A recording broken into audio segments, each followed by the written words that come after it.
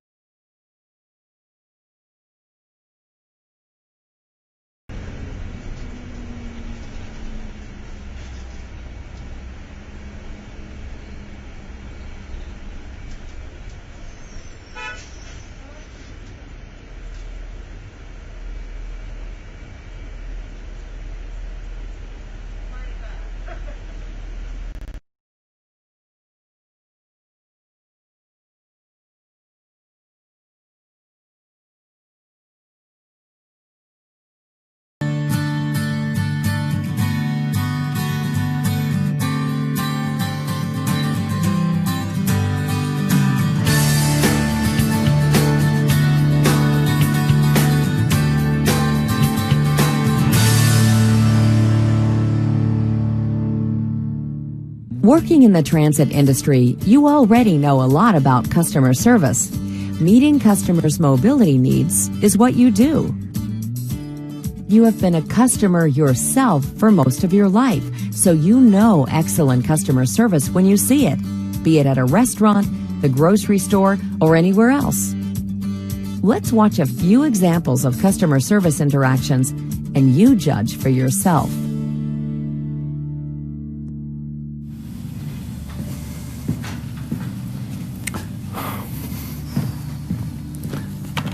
Pardon me. I'm going crazy looking for the garbage disposals. Can you show me where they are? They're in the plumbing department.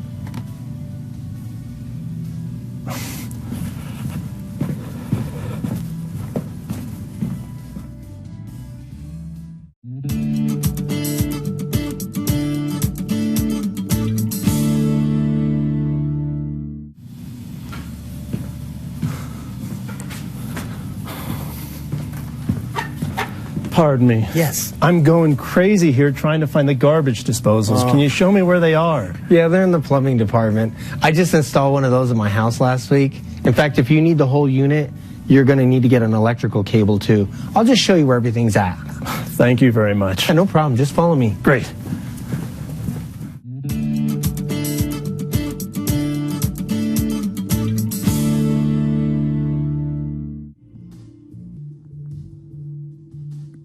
Hi, this is Miles. We're here to see Dr. Miley. Miles smashed his finger and we wanted to get the doctor to look at it.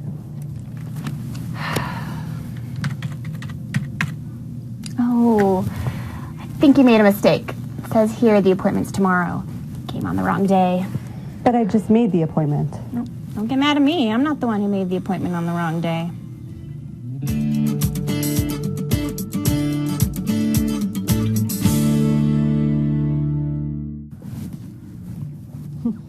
Hi, this is Miles, and we're here to see Dr. Miley. Miles smashed his finger in the door, and we wanted to get someone to look at it. Oh, I'm sorry to hear that your finger is hurt, Miles. But let me tell you, Dr. Miley is great, and she's funny too. Just let me get you checked in. Oh, I see there's a problem here. Oh, I must have made a little error when I entered your appointment. I'll fix that right now. Okay, sorry for the wait. You're all set, Miles. Come on back.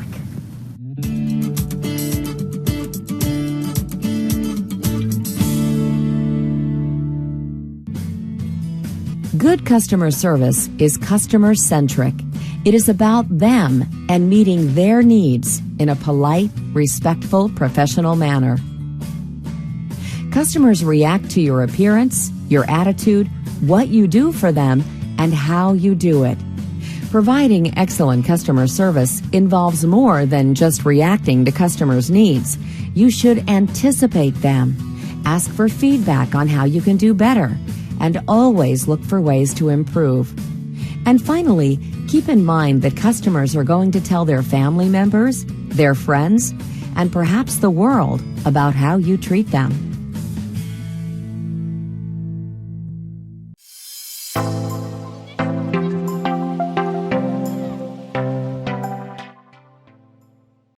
Welcome to the Customer Service and De-Escalation Strategies Safety video.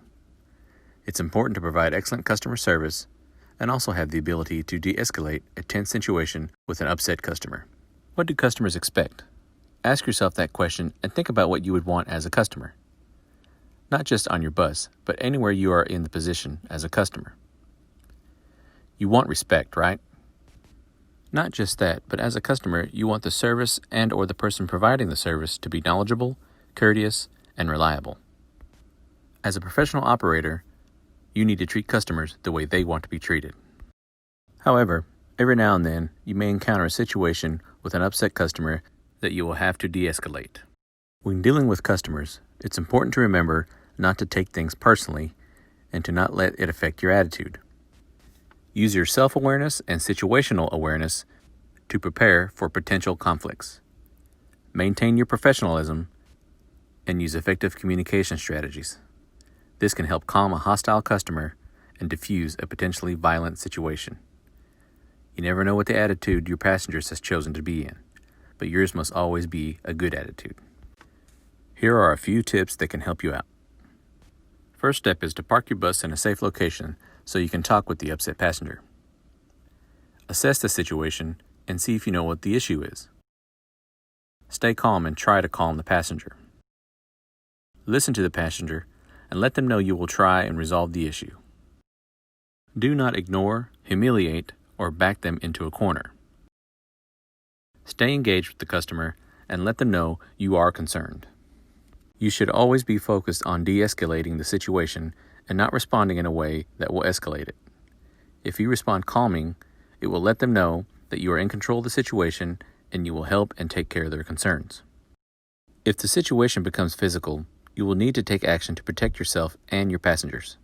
Seek immediate help from dispatch and law enforcement. Remember that you can always manually activate the drive cam camera to record 10 seconds before and 10 seconds after an event occurs to get it documented. If your location has secondary cameras, these will continually record the situation.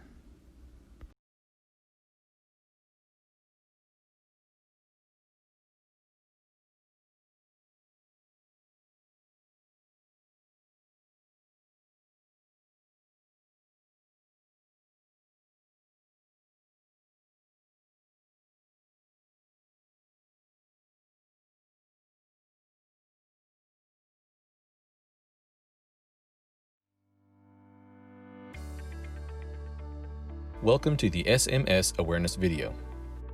In this video, we're going to discuss what this plan is and what it means for a transit organization.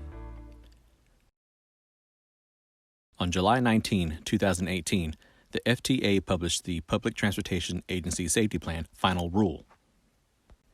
In the rule, transportation systems that meet specific requirements are required to develop safety plans that include the processes and procedures to implement a safety management system. As a transit organization, safety is a core business function and a core operating value. Safety is at the forefront of delivering the best customer experience and is the first of our key components of successful performance. Doing work safely must be the foundation of all operational activities. Safety standards will never be compromised, subordinated, or diminished by any other goal. Safety is the process that drives all functions and activities and is at the center of everything you do in our transit organization. We are committed to being the safest organization possible and are committed to an incident and injury-free workplace and security excellence. We will review and continually improve our practices to continuously drive improvements in safety, health, environmental, and security performance. Accountability is fundamental to our mission. Every individual in the transit organization is responsible for working and acting safely and embracing safety as a lifestyle. Compliance with this commitment, applicable laws, and other requirements is the responsibility of every employee and contractor acting on our behalf. Safety leadership is a core responsibility of management and is the company's most important management value. Managers at all levels will set the standard in our industry, from the chief executive officer to the first-level supervisor. Every employee is responsible to promote and maintain a safe work environment for all personnel and our passengers. Act consistently to influence safe behaviors and eliminate unsafe behaviors, actions, and decisions. Go above and beyond the minimum safety standards of his or her job. Directly participate in all aspects of our safety program. Abide by all the applicable safety rules and regulations. Work with management to decrease our exposure to risk. Immediately report all incidents and accidents and hazards. Complete all assigned safety training programs to continuously enhance safety skill set. Intervene in any activity if it is observed that is being conducted with an unacceptable level of risk. Encourage and reinforce the safe behaviors of others. Resolve circumstances responsibly that require corrective action. Insist upon an unwavering commitment to safety.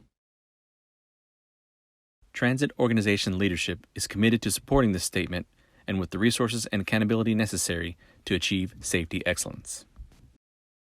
Safety promotion is an important part of this plan. In order to meet this requirement, all employees are responsible for undergoing training, based upon the type of service and experience level they have. Mastery is verified through evaluations prior to being released to revenue service. There are safety training programs for all levels of personnel that promote safe, secure, and reliable customer service. You're expected to participate in the safety meetings, refresher training, or remedial training and periodic promotion of prevention activities. Maintenance staff is also expected to participate in the OSHA-required compliance training. Training, retraining, proficiency checks, and safety meeting attendance will be recorded and documented. All of this again will promote safe, secure, and reliable customer service. Next, this plan requires safety risk management, which is a process for identifying hazards, assessing the hazards, and mitigating safety risk. As a transit employee, you must know what a hazard is and be able to identify them as well as report them. This type of activity will help eliminate and reduce accidents or injuries in the workplace. How can these hazards be reported? An Employee Safety Reporting Program, or ESRP, will be utilized for the reporting of hazards. Frontline employees have an advantage to identifying and reporting hazards. Nobody knows more about the actual safety performance of the transit system than the employees who deliver the service. There are two classifications of hazards that are reported that we will discuss: mandatory and voluntary. Let's talk about what each one of those means.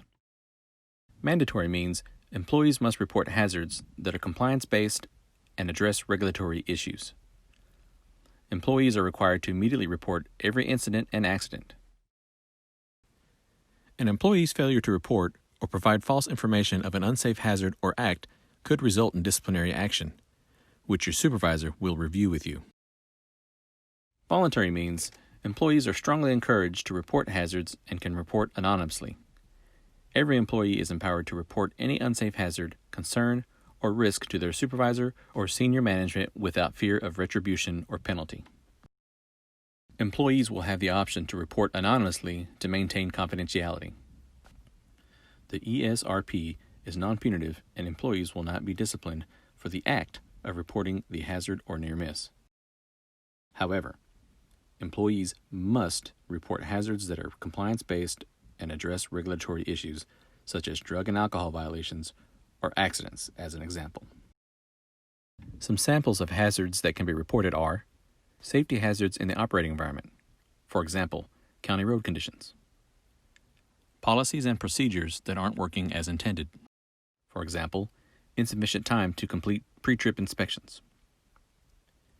Events that senior management might not otherwise know about, for example, near misses. Information about why a safety event occurred. For example, radio communication challenges contributed to an incident. The following samples are hazardous behaviors that may result in disciplinary action: record falsification, drug and alcohol violations, gross negligent behavior, failure to report accidents or incidents, and serious safety hazards. Ultimately, the ESRP was set up to keep employees and passengers safe in our working environment.